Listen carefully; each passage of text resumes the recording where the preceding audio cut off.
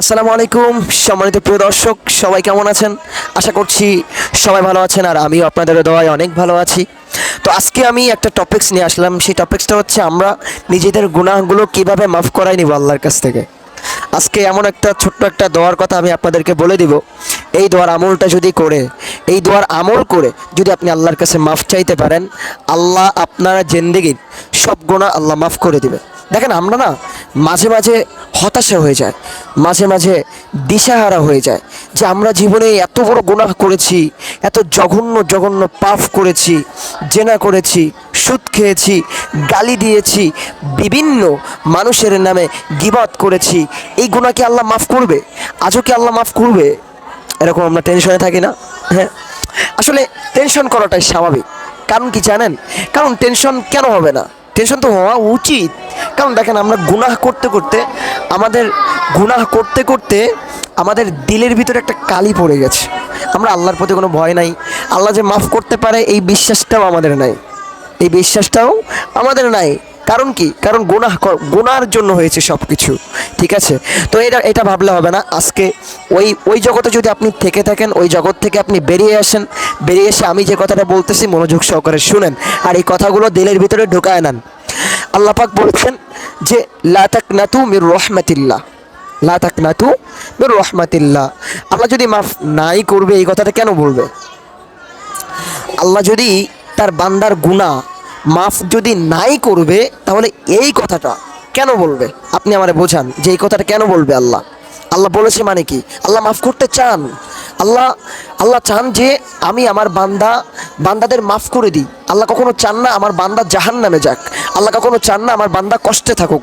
আল্লাহ কখনো চান না আমার বান্দা বিপদের ভিতরে, বিপদগ্রস্তের ভিতরে পড়ে যাক। এটা কখনো আল্লাহ চান না। কারণ কিভাবে চাবে? আল্লাহ কি মায়া জানেন আপনি? আপনার মা আপনার প্রতি কেমন মায়া করে জানেন? আপনার মা আপনার প্রতি এত মায়া করে, আপনি যদি রোদের ভিতরে থাকেন, রোদের ভিতরে 1 মিনিট দাঁড়িয়ে থাকেন, 1 মিনিট না, হাইরেস্ট মনে করেন আপনি 10 সেকেন্ড কিংবা 1 মিনিট, 1 মিনিট যদি আপনি দাঁড়ায় থাকেন, আপনার মা আপনাকে কী বলবে জানেন?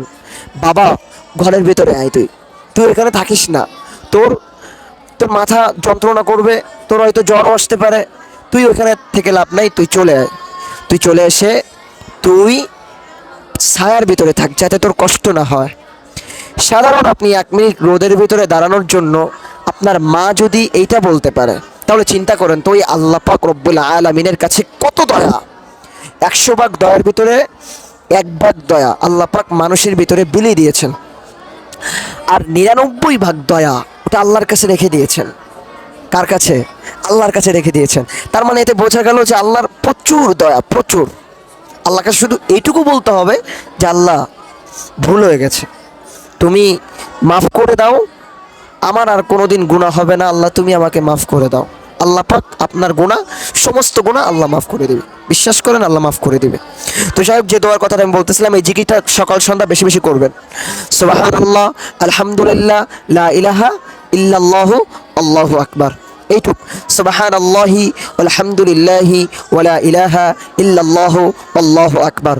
এই দোয়াটা বেশি বেশি পড়বেন, এই তাসবিহটা বেশি বেশি করে পড়বেন, পড়ে আল্লাহর কাছে মাফ চাইবেন, আল্লাহ পাক মাফ করে দিবে। তো এই দোয়া নিয়ে আজকে মূল উদ্দেশ্যটা ছিল, এই দোয়ার কথাটা আপনাদেরকে জানাই দেওয়া উদ্দেশ্যটা বেশি ছিল। তো যাই হোক, এরকম ধরনের ভিডিও পাওয়ার জন্য অবশ্যই আমি বারবার করে বলছি, বারবার রিকোয়েস্ট করতেছি, চ্যানেলটা অবশ্যই সাবস্ক্রাইব করে রাখবেন। আর যদি ভিডিওটা ভালো লেগে থাকে, কথাগুলো যদি ভালো লেগে থাকে, অবশ্যই একটা লাইক দিবেন, আর আমাদের সাথেই থাকবেন।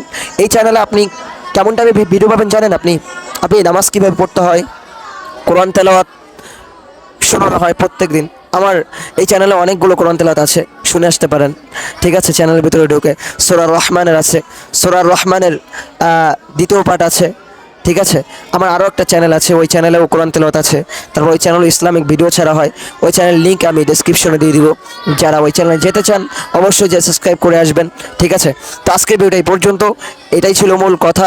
তো ভালো থাকবেন সবাই, সুস্থ থাকবেন, আর বিশেষ করে আমার জন্য একটু দোয়া করবেন, আল্লাহ পাক রব্বুল আলামিন যেন আমাকে সুস্থতা রাখে। তো এখনই বিদায় নিচ্ছি আপনাদের মাঝ থেকে। আসসালামু আলাইকুম ওয়া রাহমাতুল্লাহি ওয়া বারাকাতুহু।